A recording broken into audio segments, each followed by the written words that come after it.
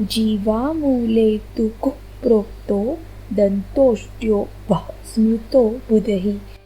ऐ तु कंठतालव्या ओ कंठोष्टजो स्मृतो। यह पाणिनि शिक्षा का 18वां श्लोक है, यानी कि श्लोक नंबर 18 है। इस श्लोक का अर्थ क्या होता है, इसको हम विस्तार से आज के इस वीडियो में समझेंगे। तो आइए शुरू करते हैं।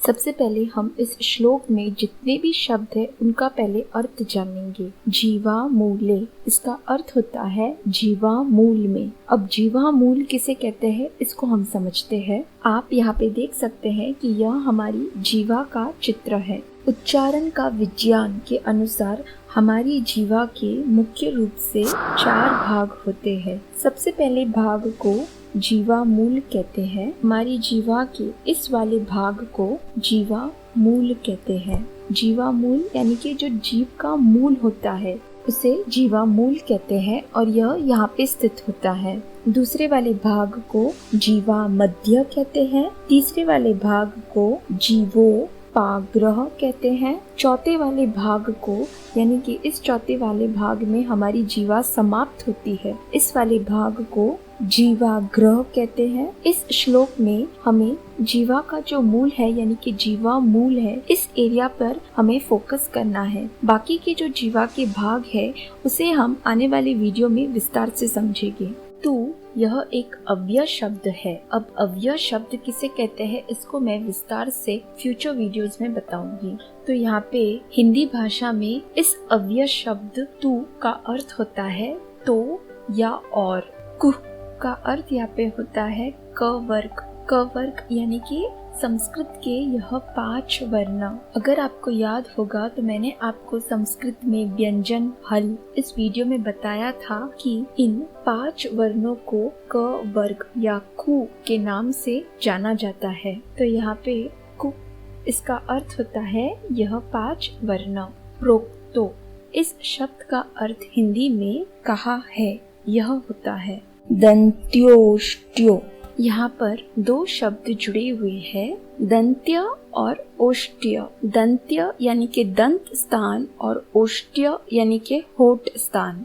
वह, इसका अर्थ यहाँ पे होता है व वर्ण यानी कि अंतस्थ व्यंजन व। स्मृतो, इसका अर्थ होता है कहा गया है। बुधेई, इसका अर्थ होता है ज्ञानी। एक महत्वपूर्ण बात मैं आपको यहाँ पे बताना चाहूंगी कि कई सारे लोग इस शब्द का उच्चारण ज्ञानी करते हैं, जो कि सही उच्चारण नहीं है। इसका सही उच्चारण ज्ञानी होता है। और इस वर्ण का उच्चारण गलत इसलिए करते हैं लोग क्योंकि कई सारे लोगों को पता नहीं होता है कि इस वर्ण का सही उच्चारण क्या होता है। इस वर्ण का सही उच्चारण मैंने इस वीडियो में बताया है। यह वीडियो आपको संस्कृत प्लेलिस्ट में मिल जाएगा। तो बुधेही, इस शब्द का अर्थ होता है ज्ञानी या विद्वान लोग। अब आपके दिमाग में प्रश्न उठेगा कि यहाँ पे किन ज्ञानी या विद्वान लोगों की बात हो रही है। तो यहाँ पे इस श्लोक में उन ज्ञानी या विद्वान लोगों की बात हो रही है जो वर्ण को जानते हैं, जिन्होंने वर्ण का विज्ञान पढ़ा है, जो ध्वनि विज्ञान में निपुण है यानी कि एक एक्सपर्ट है। और इनके लिए संस्कृत में एक शब्द बोला जाता है जिसे वर्ण शास्त्रज्ञ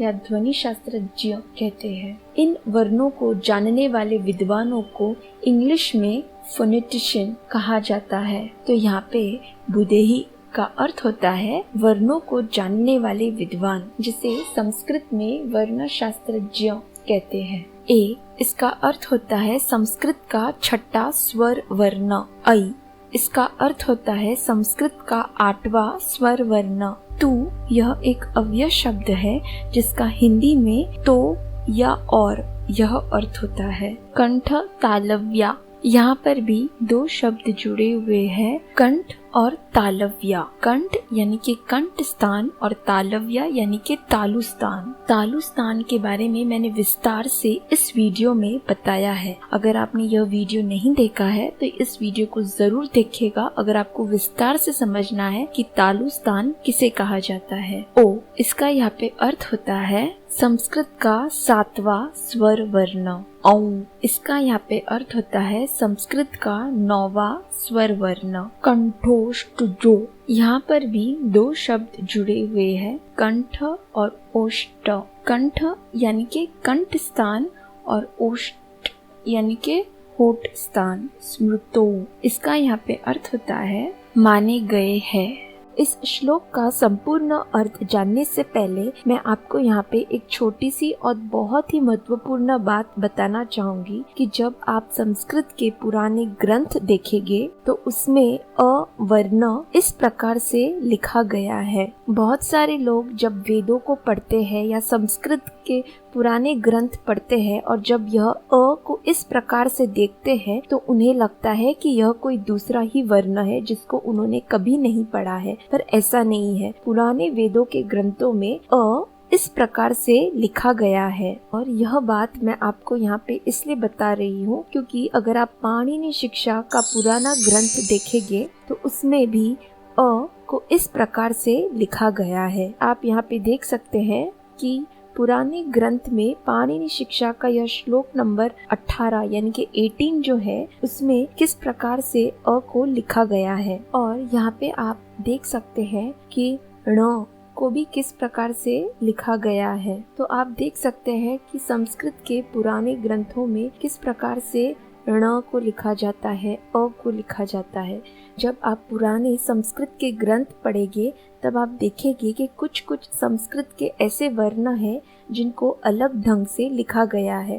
जैसे कि यहाँ पे आपने देखा है कि किस प्रकार अ और ण को लिखा गया है। तो एक मैं सेपरेट वीडियो बनाऊंगी जिसमें मैं आपको विस्तार से बताऊंगी कि किस प्रकार पुराने ग्रंथों में देवनागरी लिपि को लिखा गया है। आइए अब इस श्लोक का हम संपूर्ण अर्थ समझते हैं। इस श्लोक का अर्थ समझने के लिए सबसे पहले हम अन्वय करेंगे। अन्वय का अर्थ होता है कि तर्कपूर्ण से इन शब्दों को जोड़ना। तर्कपूर्ण यानी कि लॉजिकली इन शब्दों को मैं अरेंज करूंगी ताकि कि मुझे इस श्लोक का अर्थ आसानी से समझ में आ सके। बुधेई कु जीवा मूले प्रोक्तो तु वह दंतोष्ट्यो स्मृतो ए ऐ कंठतालव्या तु ओ औ कंठोष्ठजो स्मृतो, जिसका अर्थ हिंदी में यह होता है वर्ण शास्त्रज्ञ ने क वर्ग जीवा मूल में कहा है और व वर्ण दंत ओष्ठ कहा है। वर्ण शास्त्रज्ञ द्वारा ए वर्ण ऐ वर्ण कंठ तालु स्थान और ओ वर्ण औ वर्ण कंठ ओष्ठ स्थान माने गए हैं। अगर आप इस श्लोक को ध्यान से पढ़ेंगे और समझेंगे तो आपके दिमाग में यह प्रश्न उठेगा कि हम पाणिनि शिक्षा पढ़ रहे हैं और पाणिनि शिक्षा में महर्षि पाणिनि कौन से विद्वानों की बात कर रहे हैं। यहाँ पे कौन से वर्ण शास्त्रज्ञ या फोनेटिशियंस के अनुसार इन वर्णों का यह उच्चारण स्थान बताया गया है, यानी कि कौन से फोनेटिशियंस या वर्ण शास्त्रज्ञों की बात कर रहे हैं इस श्लोक में। सबसे पहले मैं आपको बताना चाहूंगी कि इस श्लोक से हमें पता चलता है कि महर्षि पाणिनि से पहले हमारे कई सारे पूर्वज थे, यानी कि वर्ण शास्त्रज्ञ थे जिन्होंने संस्कृत वर्ण पर ध्वनि विज्ञान पर काम किया था और जिसका उल्लेखन हमें पाणिनि शिक्षा में कई सारे श्लोकों से पता चलता है। मैंने आपको इस श्लोक का वर्णन किया था जहाँ पे महर्षि पाणिनि ने अपने पूर्वज विद्वानों का वर्णन किया है। और अगर आपको याद होगा तो मैंने शिक्षा इस वीडियो में बताया था कि शिक्षा इस वेदांग में लगभग 40 से भी ज्यादा शिक्षा ग्रंथ लिखे गए थे। इनमें से बहुत सारे ग्रंथ महर्षि पाणिनि जी से पहले लिखे गए थे। तो यहाँ पे इस श्लोक में इस शब्द से हमें पता चलता है कि महर्षि पाणिनि जी से पूर्व यानी कि पहले जो विद्वान आए थे उन्हीं विद्वानों की बात यहाँ पे हो रही है। यानी कि महर्षि पाणिनि बता रहे हैं कि जो वर्ण शास्त्रज्ञ उनसे पहले जो आए थे उनके मत के अनुसार क वर्ग जीवा मूल में कहा गया है, व वर्ण दंत ओष्ठ स्थान कहा गया है, ए वर्ण ऐ वर्ण कंठ तालु स्थान कहा गया है, ओ वर्ण औ वर्ण कंठ ओष्ठ स्थान कहा गया है। अब वह वर्ण शास्त्रज्ञ कौन थे इसको बताना यहाँ पे मुश्किल है, पर हमारा मानना है कि अष्टाध्याय में महर्षि पाणिनि जी ने अपने पूर्वज संस्कृत विद्वानों का सम्मान करते हुए उनका वर्णन किया है। तो यहाँ पे जिन वर्ण शास्त्रज्ञ यानी कि फोनेटिशियंस की बात हो रही है, वह यह 10 विद्वान हो सकते हैं जिनको महर्षि पाणिनि जी ने अष्टाध्याय में बताया है। इस वीडियो में हमने विस्तार से पाणिनि शिक्षा का यह 18वां श्लोक यानी कि श्लोक नंबर 18 को समझा है। अगले वीडियो में हम विस्तार से पाणिनि शिक्षा का यह श्लोक नंबर 18 का प्रैक्टिकल डेमोन्स्ट्रेशन देखेंगे, यानी कि इन वर्णों का हम उच्चारण स्थान प्रैक्टिकली करके देखेंगे। इसमें हम सबसे पहले क वर्ग को यानी कि इन 5 वर्णों को जीवा मूल से कैसे उच्चारित किया जाता है उसको हम समझेंगे। धन्यवाद।